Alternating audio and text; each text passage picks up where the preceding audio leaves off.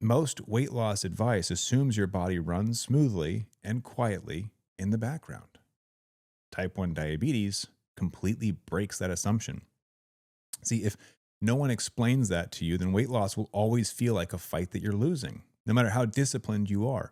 And let me explain what I mean by that, because most weight loss advice, most strategies, most workout plans that you'll find in the gym, weight loss plans on the internet, they're built on a two variable system: calories in, calories out. Eat a little less, move a little more, stay consistent. That framework assumes that your hunger signals are reliable, your energy is predictable, your metabolism is relatively stable. For a non diabetic person, that's often true enough, right? But for a type 1 diabetic, there's a third variable that dominates everything, whether we acknowledge it or not: blood sugar volatility driven by insulin, exogenous insulin, to be more specific. See, I call this the three variable problem: calories, activity, and blood sugar stability. But here's the issue: is that almost all mainstream weight loss advice only addresses two of those variables and just hopes the third behaves for diabetics, right? They tell you to follow the same plan as everybody else. And I'll give you a spoiler alert: it usually doesn't work the same. It feels like an uphill battle for us. So medical teams lean on consistency as a strategy, restriction as the solution to type 1 diabetes, to blood sugar problems, to weight loss. It's a prison that wasn't built to be sustainable. And it often leads to burnout, right? When you work harder and you don't see the results from your efforts. And when we bounce back and forth from restriction prison, as I'll call it, blood sugars are unstable. Your body doesn't behave like a fat loss machine. It behaves like a survival machine. See, and this is where I want to slow things down even further and just really unpack what's happening physiologically, because this is the first part that changes how people see themselves.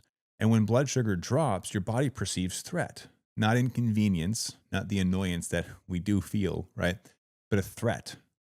Personally, for me, I hate lows.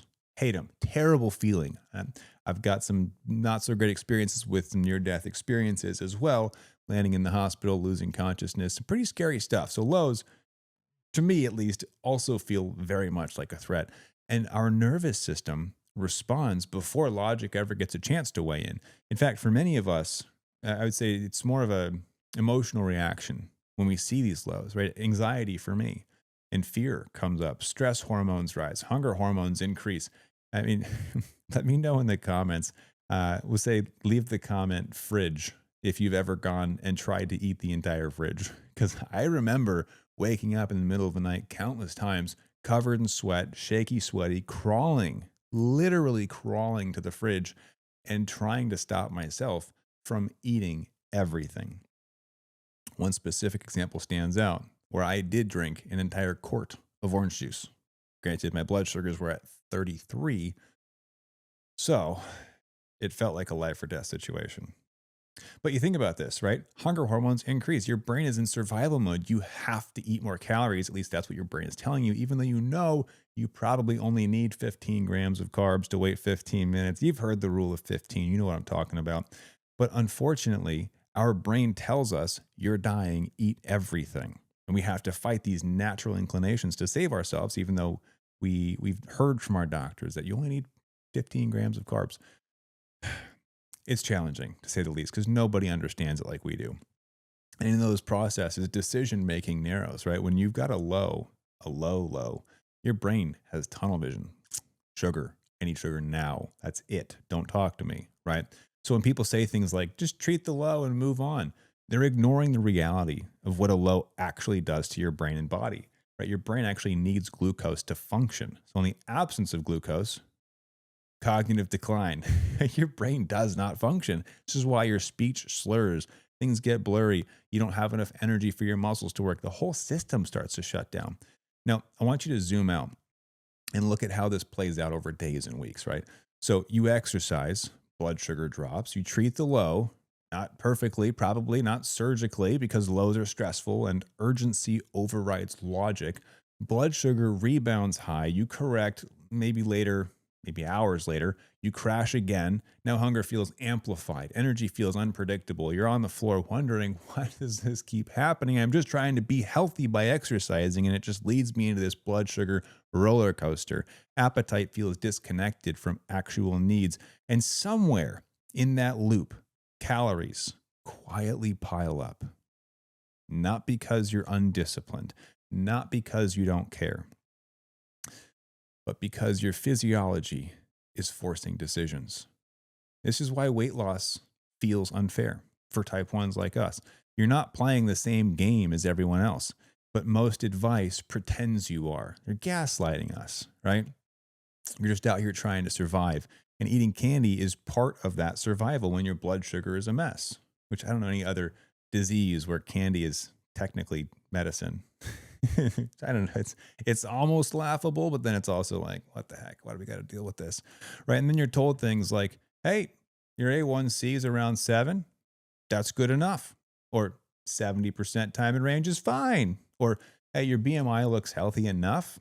I wouldn't worry too much. Those are things that I've heard from my medical team. Hey, diabetes, that's just how it is sometimes. Stop trying so hard. It's good enough. That phrase, good enough, is dangerous because good enough keeps you alive, but it doesn't help you to thrive. And for people like us, good enough quietly becomes a ceiling. See, we stop asking better questions. We stop expecting better outcomes. We start accepting frustration as normal, and complacency sets in. See, I don't accept that. Not anymore. And if you're still watching this, I'm guessing you don't either. We hold ourselves to a higher standard, not because we're extreme or obsessive, though I did go through a phase where I was very obsessive when I was first mapping everything out with blood sugar formulas.